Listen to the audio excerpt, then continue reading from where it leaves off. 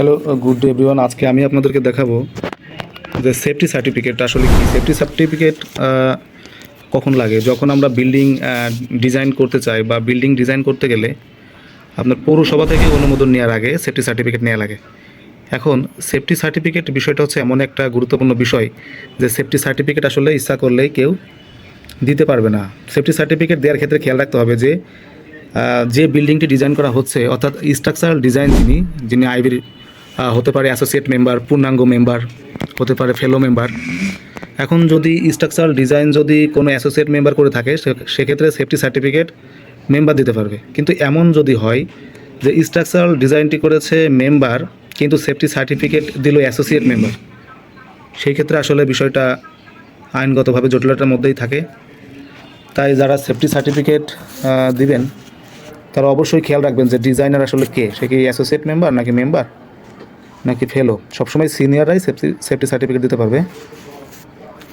আমি একটা নমুনা দেখাচ্ছি যে সেফটি সার্টিফিকেট এখানে যিনি দিয়েছেন আসলে তিনি জুনিয়র। এই ক্ষেত্রে এটা আসলে গ্রহণযোগ্য না। তারপরেও আমাদের দেশে সচরাচর এইভাবেই কাজ চলতেছে, যেটা আসলে আইনগত সিদ্ধ না। আর বিএনবিসি 2020 কোড যদি আমরা ফলো করি তাহলে এই সমস্ত বিষয়, খুঁটিনাটি বিষয় আমাদেরকে অবশ্যই জানতে হবে। এখন এইখানে যদি আমরা ক্যাটাগরি চিন্তা করি, বিএনবিসি কোড অনুসারে ক্যাটাগরি 1, 2, 3, 4, 5, এখানে বিএনবিসি 2020 অনুসারে যদি আমরা একটু দেখি যে আসলে ক্যাটাগরি অনুসারে কে কে কী কাজ, কে কোন টাইপের কাজ করতে পারে। যদি আমরা বিল্ডিং ক্যাটাগরি 1 ধরি, বিল্ডিং ক্যাটাগরি যদি 1 ধরি আপ টু 2 স্টোরি পর্যন্ত টাইপ অফ অকুপেন্সি, এটা আসলে building category 1। Up to 5 storey building category 2, up to 10 storeys or 33 metre height category 3, আর এনি হাইট এটা হচ্ছে ক্যাটাগরি 4। তাহলে 4 ধরনের ক্যাটাগরিতে ভাগ করা হয়েছে বিল্ডিংকে, সেটা হচ্ছে হাইটের উপর বেসিস করে।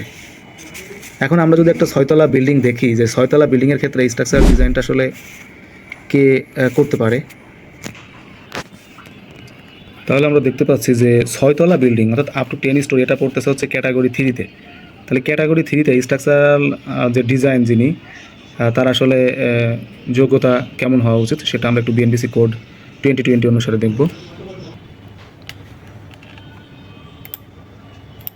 তাহলে আমরা যদি স্ট্রাকচারাল ক্যাটাগরি 3 দেখি, আমরা এটা যদি ক্যাটাগরি 3 দেখি, ক্যাটাগরি 3-তে স্ট্রাকচারাল ডিজাইন কে করতে পারবে, সেটা হচ্ছে ক্যাটাগরি 3-তে মিনিমাম 4 বছরের এক্সপিরিয়েন্স থাকতে হবে।